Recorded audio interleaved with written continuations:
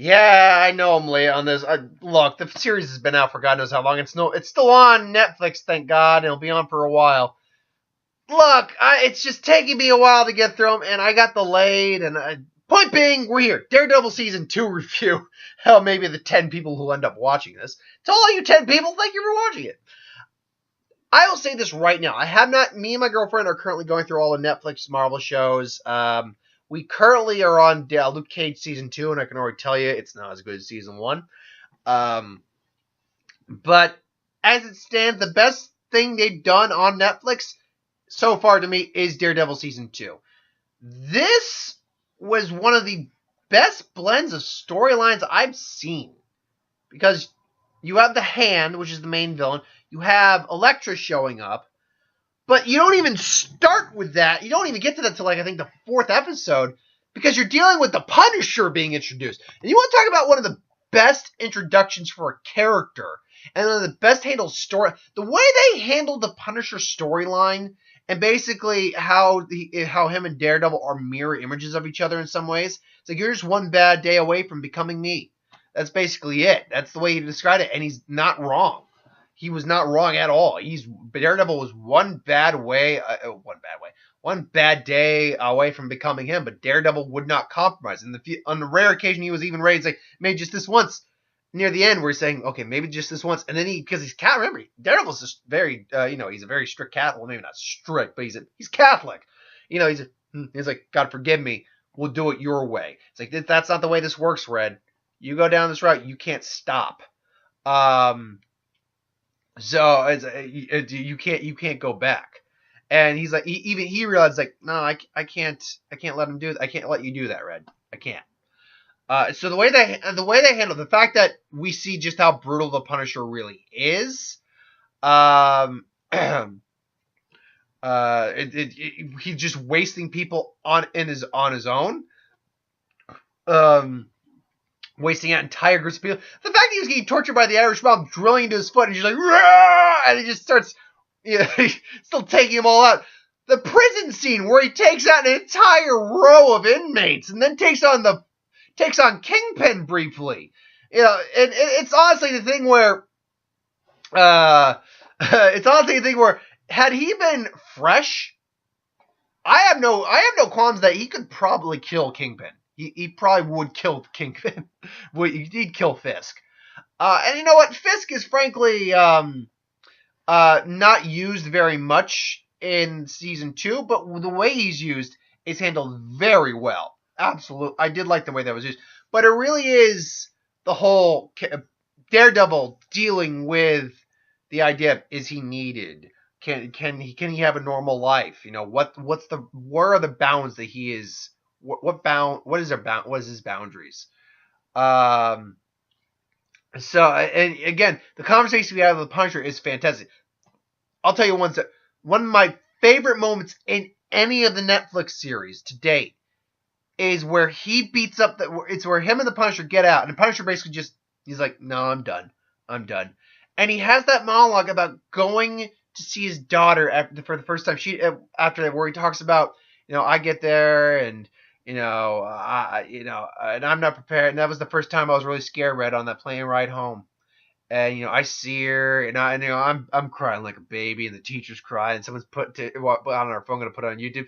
My daughter there, she's not crying, she just comes up and gives me a hug. And I'm like, and he goes, that's the real shit, Red, that's the real shit. And it's like, the way John Berthal played that scene out, I swear I would have believed he was a legitimate veteran who would come home from war. Like, the way I'm actually getting a little emotional thinking about that scene. Like, I can actually feel a little bit of the emotion in my eyes right now. Like, yeah, that scene was just played out so well. It's like, I love that scene. I could watch that. Hell, you know what? I keep saying that. I didn't watch that scene when I'm done with this video. I'll just go on YouTube and find it. You get Daredevil in the actual suit. He looks great. He gets his Billy Club for the first time. He's like, even like, whoa. I tell you what. Okay, I'm gonna get this up right now. The actress who plays Elektra, I'm one of the people who likes Daredevil, the Ben Affleck movie. Daredevil season True cast. There we go. I like that, but there's problems with it. I will not argue that at all. Anyone who doesn't even like the movie, I can't argue it. It's a movie it's not a movie everyone would like. But I will say this: I didn't think Jennifer Gardner's Elektra was bad. I did not think it was a bad. There was definitely problems. Like, lie, you liar. Like, okay. But I didn't think it's bad. But I'll tell you what. Okay, Elektra. Where are you? I mean, there's the main cast. I can see it right there. No, I need cast, not correct. Okay, series cast. Where's Elektra in here? All right. What's the actress's name? Will you freaking stop moving? Okay, there it is. Elektra Natchios, played by Young. Okay, the last name's Young. Elonda? Elonda? Elodie. Elondie. Okay, this actress who, she was Hathor. She was the goddess of love in Gods of Egypt. Okay, I know. I at least now know where I've seen her from. Have I seen her in anything her filmography is relatively recent. But it's quickly started to expand ever since around the 2010s. Puppy puts down the blanket. You're adorable. Hitman's Bodyguard. She's in Hitman's Bodyguard. Amelia Rosell? She doesn't play his girl. That's Olivia Munn, right? Playing his girlfriend? Amelia Rosell? What was that? His girlfriend? Is that it? Let's see. Ryan. Oh! I thought that. Wow! Because I own it. I really like Hitman's Bodyguard. I own the Hitman's Bodyguard. I've watched it several times. I didn't know that wasn't. I thought honestly that was Olivia Munn. Goes to show what I know. No, that's the girl who plays this woman who plays Elektra also. Not only is she gorgeous, but she captured really what I think Elektra is in the comics. A very, very almost psychotic, sociopathic, seductive, manipulative, but also vulnerable individual. And it's all wrapped in, particularly when you see it later in Defenders, her relationship with Matt, it's clear. She genuinely did love Matt, I think. But who she is, what she was trained to do, it really, it came back to haunt her, and it came back to bite her, and she felt she couldn't escape it at all. And it's unfortunate, but even at the end, she wasn't going to be the pawn of the hand. She chose not to be the pawn of the hand. Unfortunately, they took her body and exhumed her and all that. Which, by the way, they still never actually explain what the hell Black Star is. All they explain is she is Black Star. And they give her the ability to regenerate, I guess. Because we see later on it's really hard to kill these guys who get this ability of immortality. Like Meacham, like Noboru. Which, that's another thing. When we get Stick returning back into the show, Stick's always awesome. I mean, Stick's an ass, but god damn it if you can't love that actor. I love that actor who plays Stick. Stick's awesome. And if you can't love Stick, come on, man. Who doesn't love Stick? When he shows up, he's like, you better get these guys. I'm gonna put some serious juju out my ass. Give me this, and a tea. And as he's done saving her, just gets the tea. Oh, thank you. I will say the whole Karen. I found it interesting at the end of the season that he gives up being Daredevil, and that's where we essentially are at Defenders, that he's given up being Daredevil. Hell's Kitchen is pretty taken care of usually, though there's still the occasional villain. And that him and Karen tried to have a relationship, but it just didn't work out. Again, that's one of those things where here's my issue with Matt as a character. I love Matt Murdock. Don't get me wrong. I love not Brian Cox, something Cox. I can't remember his name. I love his portrayal of the character. So it's not the actor's fault or anything like that. It is the character's fault, the way he is, because it would be Daredevil.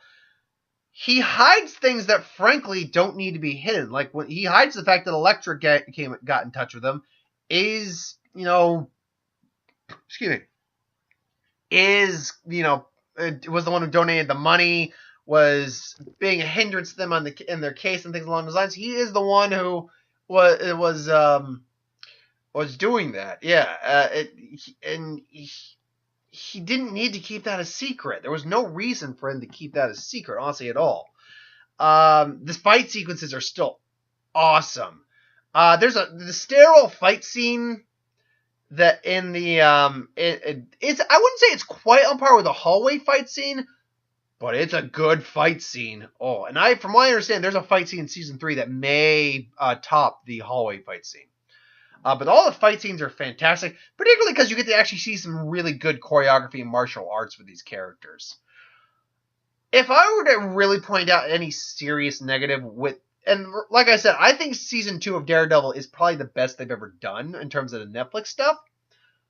But if there is something that I can point out negative about the show in season 2, it is the fact that, and this comes later into play with Iron Fist and with Defenders, the Hand sucks as villains. They suck as villains. Seriously. It's like you're trying to be these badass ninjas, but you're not. Like Nobu is easily beaten this time around, whereas before he nearly killed Matt. He comes back and nothing really is substantial about it. Like even Alexa's like, I know him by reputation and all that, but it doesn't amount to anything. They're like, oh, we're going to storm, we're going to attack this hospital. It's like, okay. These kids also are, the thing with the kids also doesn't make sense too. They're draining the blood out of the kids, and then one of the kids kills his dad, so the ninjas come and get them, and then they like cut their wrists open, they just drain the remaining blood out of them, and why? I get it, it's probably due for their like reincarnation process, but that's never explained at all. So why? And why the hell is this? You're wasting all your resources on one person. One person. Come on. And Daredevil's still beating the crap out of you. I do like the one scene where him and Gao have a conversation. I'm pretty sure that was in season 2. Yeah, with him and Gao. And even Gao's like, yeah, see, Gao will mess with Iron Fist. She'll mess with Luke Cage. She'll mess with a lot of them. Gao doesn't mess with Daredevil. And I think more, and it's not because because if she has that, whatever that energy palm, like that force palm attack she has that. I think it's just more due to the fact that she has, because of just how proficient he's always been at causing trouble for them. I think he just has more respect for Daredevil than the rest of them. So I think that might be the case. But who knows? Ultimately, though, I mean, I could go on episode by episode because it was just a great season, great television to watch. But ultimately, yeah, my thoughts on Daredevil season 2, it stands. It's the best thing I've seen them do. Now, I may see Daredevil season 3 and think it's even better, but we'll have to wait and see. Maybe I won't, because I want to get back to doing the worst to bests and some top 5. So maybe at one point I'll rank all the series when I'm finally done with the Netflix series, because we still have one more. We still have Jessica Jones season 3 to come out, and then that'll be it. Which is fine. When we get to season 2 of Jessica Jones, I will explain my issues with that show that quickly went downhill from the previous season. But until then, thank you for watching. I hope you enjoyed. Like, comment, share, subscribe. As always, you want us to review something, put in the comments below. Let us know. We'll review of it at some point. Ideas for who would win, Star Wars, superhero, magic, what if anything to do on the channel. Put that in the comments below. Let me know I'll get to that at some point as well. So thanks for watching. I hope you enjoyed. And I'll see you folks tomorrow.